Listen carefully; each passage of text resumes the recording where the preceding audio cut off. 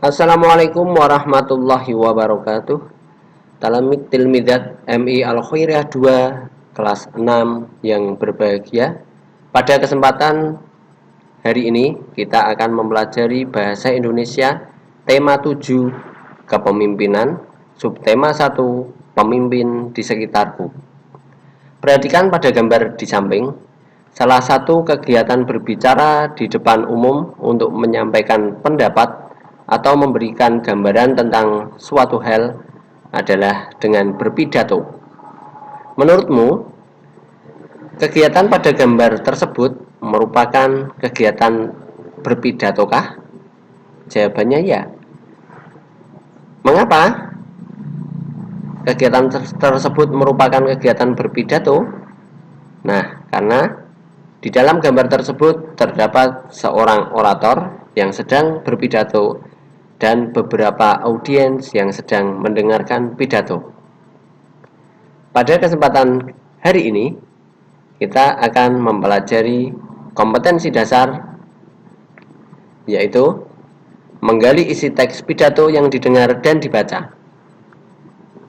Kemudian, menyampaikan pidato hasil karya pribadi dengan menggunakan kosakata baku dan kalimat efektif sebagai bentuk ungkapan diri. Tujuan pembelajaran pada pertemuan kali ini adalah menggali isi teks pidato yang didengar dan dibaca dan menyampaikan pidato hasil karya pribadi dengan menggunakan kosakata baku dan kalimat efektif sebagai bentuk ungkapan diri. Berpidato merupakan kegiatan menyampaikan pikiran dalam bentuk kata-kata di hadapan banyak orang. Umumnya pidato dilakukan oleh tokoh-tokoh penting dalam suatu acara. Salah satu cara berpidato adalah orator membaca teks pidato yang telah disiapkan sebelumnya atau bisa dihafalkan terlebih dahulu untuk disampaikan kepada audiensi. Orator adalah orang yang ahli berpidato, sedangkan audiensi adalah orang yang mendengarkan orator berbicara. Kamu semuanya pasti pernah menyaksikan seseorang berpidato di televisi, di kantor, di sekolahan, maupun di lingkungan masyarakat. Pidato biasanya dilakukan di depan orang yang banyak ya tentunya, sambil memegang mikrofon ataupun mic ya. Pidato dilakukan untuk memberikan informasi tentang suatu hal kepada orang banyak.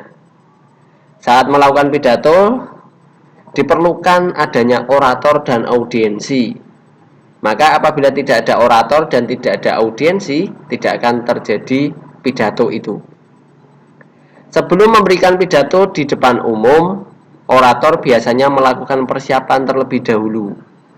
Orator dapat menulis naskah berdasarkan tema yang akan dibacakan di depan audiensinya. Ya, selain itu, salah satu cara berpidato adalah dengan membaca teks yang sudah dipersiapkan sebelumnya tentunya. Perlu diperhatikan beberapa hal dalam menyusun teks pidato. Dengan begitu, teks pidato yang akan disampaikan oleh orator nantinya dapat diterima dan dipahami oleh audiensi. Nah, agar audiensi dapat menerima dan memahami apa yang disampaikan oleh orator, sebaiknya orator mempersiapkan teks terlebih dahulu. Di antaranya yang pertama adalah tema. Tema merupakan hal pertama yang harus diperhatikan. Teks pidato yang baik itu disusun dengan sesuai tema acara. Misalnya tema acaranya adalah memperingati Hari Kemerdekaan Indonesia. Maka isi dari teks pidato tersebut harus bertemakan kemerdekaan. Bagaimana apabila temanya Hari Kemerdekaan kemudian isi dari teks pidato yang disampaikan berisi ucapan selamat ulang tahun untuk seseorang? Maka kurang pas tema yang akan disampaikan. Maka harus disesuaikan antara tema dengan isi teks pidato. Agar apa? Agar semua audiensi dapat menerima dan memahami apa yang sudah disampaikan oleh orator. Yang kedua yang perlu diperhatikan adalah pembicara dan pendengar pidato. Kenapa pembicara dan pendengar pidato harus diperhatikan? Karena teks pidato yang disusun itu harus berdasarkan tokoh yang akan menyampaikan pidato tersebut dan pendengar yang akan mendengarkan pidato tersebut. Apabila tokoh-tokoh yang hadir itu merupakan tokoh-tokoh besar, tokoh-tokoh negarawan ataupun orang-orang penting, maka orator harus mempersiapkan teks pidato yang berisi penghormatan-penghormatan kepada orang-orang yang hadir. Apabila pendengar pidato atau audiensi pidato itu berupa teman-teman kita, maka teks-teksnya pun juga harus disesuaikan dengan bahasa-bahasa pergaulan dengan teman-teman kita. Berdasarkan sisi pembicaranya, isi pidato yang akan disampaikan oleh seorang kepala sekolah akan berbeda dengan isi pidato yang akan disampaikan oleh seorang presiden maupun seorang gubernur maupun wali kota. Berdasarkan dari sisi pendengarnya, isi pidato yang disampaikan kepada para siswa akan berbeda dengan pidato yang akan disampaikan kepada warga masyarakat atau rakyat yang lainnya. Itu mengenai hal yang perlu diperhatikan. Yang kedua yaitu pembicara dan pendengar pidato. Mengapa kok harus diperhatikan? Agar audiensi dapat menerima dan memahami apa yang disampaikan oleh orator dengan baik. Yang perlu diperhatikan yang ketiga adalah urutan pidato. Teks pidato harus disusun sesuai dengan urutan pidato yang tepat. Urutan pidato berguna untuk mempermudah pembicara dalam menyampaikan pidato yang baik. Lalu apa saja urutan pidato yang baik itu? Yang pertama adalah pembukaan. Bagian pembukaan terdiri atas salam pembuka, kemudian sapaan untuk hadirin, dan ungkapan puji syukur kepada Tuhan Yang Maha Esa. Itu bagian pembuka. Salam pembuka biasanya Assalamualaikum warahmatullahi wabarakatuh. Selamat pagi, salam sejahtera bagi kita semua. Itu bagian pembuka yang terdiri atas salam pembuka. Kemudian sapaan untuk hadirin. Yang saya hormati Bapak Ibu Wali Talamid, yang saya hormati Bapak Ibu Guru, yang saya hormati seluruh hadirin yang hadir dalam kesempatan kali ini. Itu contoh pembuka untuk sapaan bagi para hadirin. Kemudian pembukaan yang berikutnya adalah ungkapan puji syukur kepada Tuhan Yang Maha Esa. Yang pertama-tama marilah kita panjatkan puji syukur kepada Allah Subhanahu wa taala yang telah memberikan rahmat, hidayah serta inayahnya sehingga kita dapat berjumpa dalam pertemuan kali ini. Itu contoh pembukaan yang berisi ungkapan puji syukur. Jadi urutan yang pertama adalah pembuka. Pembuka itu ada 3 bagian yang diantaranya adalah salam pembuka, sapaan untuk hadirin, dan ucapan syukur. Kemudian yang kedua adalah isi. Bagian isi terdiri dari hal-hal yang ingin disampaikan berdasarkan tema pidato tentunya dalam suatu acara. Isi pidato disusun secara singkat, padat, dan jelas, tidak bertele-tele. Dengan begitu pidato yang akan disampaikan nanti tidak terlalu lama, mencakup tema, dan mudah dipahami oleh semua audiensi atau para hadirin, ya.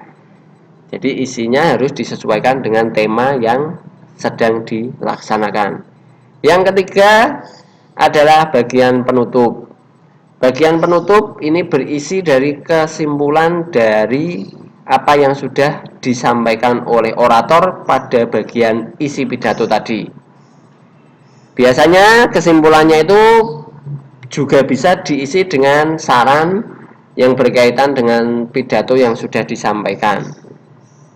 Selain itu, bagian penutup juga akan memuat ucapan terima kasih kepada seluruh audiens, pembawa acara maupun penyelenggara acara, kemudian permohonan maaf kepada para audiens apabila ada kata-kata yang kurang berkenan pada saat pelaksanaan pidato.